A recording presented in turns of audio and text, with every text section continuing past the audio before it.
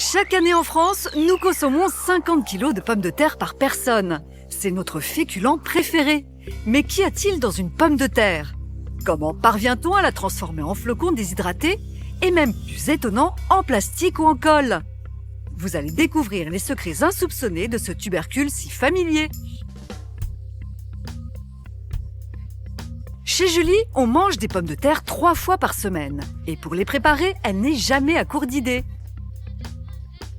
Je les mange à l'eau, avec un peu d'huile d'olive quand je fais du poisson par exemple. Ou sinon, quand j'ai un peu de temps, je les fais revenir à la poêle, avec un peu de beurre, un peu de persil. Il existe environ 3000 variétés de pommes de terre. Mais de quoi sont-elles composées? Réponse avec Michel Martin, ingénieur agronome. Un tubercule de pomme de terre se composait à 80% d'eau et à 20% de matière sèche. Et c'est dans cette matière sèche que se cache une molécule au pouvoir ultra rassasiant. C'est l'amidon de pomme de terre. C'est un sucre complexe, c'est de l'énergie qui va se libérer progressivement dans le corps. Contrairement au sucre simple, comme le sucre en poudre, que notre corps absorbe très vite, les sucres complexes sont assimilés tout au long de la journée par notre organisme. Mais si elle nous remplit bien l'estomac, on dit aussi que la pomme de terre fait grossir. Alors vrai ou faux? La pomme de terre en elle-même ne fait pas forcément grossir, puisque pour 100 grammes de pommes de terre cuites à la vapeur, ça ne représentait que 90 calories. Par rapport à du pain, par exemple, le pain, on a une valeur énergétique de l'ordre de 260 calories pour 100 grammes de pain. Ce qui fait grossir, c'est en fait la manière dont on cuisine les pommes de terre, avec notamment l'ajout de matières grasses. Par exemple, si on prépare des frites, alors c'est 4 fois plus de calories dans l'assiette. Et s'il est une recette qu'on adore depuis son invention en 1963, c'est la purée en flocons. En France, une famille sur 2 en consomme, comme chez Manon et Jade. Merci maman. De rien, ma puce. Alors les filles, savez-vous comment sont fabriqués ces flocons? En fait, ils ont coupé la pomme de terre tout en petits morceaux. C'est sec et puis la patate, c'est pas sec. Et donc, je sais pas ce que c'est, mais c'est pas de la patate. S'agit-il de vraies pommes de terre ou pas? Pour en savoir plus, direction la Somme. La plus grande usine de fabrication de purée déshydratée de France nous a exceptionnellement ouvert ses portes. Thomas Delcroix, le responsable de production, va nous guider. À leur arrivée, les pommes de terre sont lavées, épluchées, tranchées et cuites dans cette marmite géante. C'est 40 minutes à 100 degrés. C'est le même principe de cuisson à la vapeur qu'à la maison. Une fois cuites, les rondelles sont écrasées en purée. Elles sont ensuite transformées en flocons grâce à cette machine étonnante. Les petits rouleaux permettent l'application de la purée fraîche sur le cylindre chaud. En fait, la surface du cylindre est chauffée aux alentours de 140 degrés. Et au contact, toute l'eau naturelle de la purée fraîche va s'évaporer. Pour observer le résultat de plus près, direction l'arrière de la machine. C'est ici qu'on peut voir notre purée déshydratée. En fait, c'est de la purée de pommes de terre sans eau. À savoir, pour fabriquer 1 kg de flocons, on utilise 5 kg de pommes de terre. Et oui, rappelez-vous, la pomme de terre contenait 80% d'eau. Notre purée fraîche est devenue une feuille aussi fine que du papier. Donc, à partir de cette feuille de pommes de terre, nous allons fabriquer les flocons. Durée totale de la transformation de nos pommes de terre crues en flocons, 1h30. C'est donc bien de la vraie pomme de terre. À la maison, il ne vous reste plus qu'à la réhydrater avec du lait et de l'eau.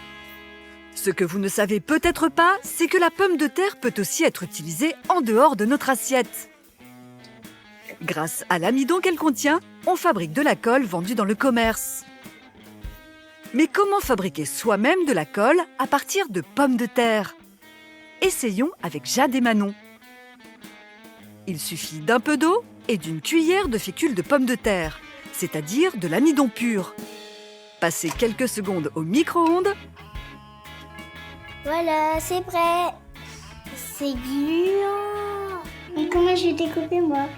Et je trouve ça très pratique, mais ça colle. Rassurez-vous, pas pour longtemps. Cette colle fonctionne uniquement pour coller du papier. Explication. La colle formulée à base de fécule de pommes de terre contient de nombreux atomes d'oxygène et d'atomes d'hydrogène. Ces atomes ont la particularité de créer des liens entre eux, c'est ce qu'on appelle des liaisons de type hydrogène. Le papier contient également beaucoup d'oxygène et d'hydrogène, donc on va former ces interactions, ces liaisons de type hydrogène, entre la colle et le papier. Ce qui fait qu'on va avoir quelque chose qui va parfaitement bien adhérer. Et si vos enfants goûtent à cette colle maison, pas de panique, ce n'est que de la pomme de terre. Ce légume a un autre secret incroyable. On peut en faire du plastique, exactement comme celui des sacs biodégradables que l'on trouve désormais dans nos commerces. Jade et Manon vont tenter de faire un plastique maison à base de pommes de terre. Première étape, récupérer l'amidon. J'épluche les patates. Et Jade? Elle va râper les patates.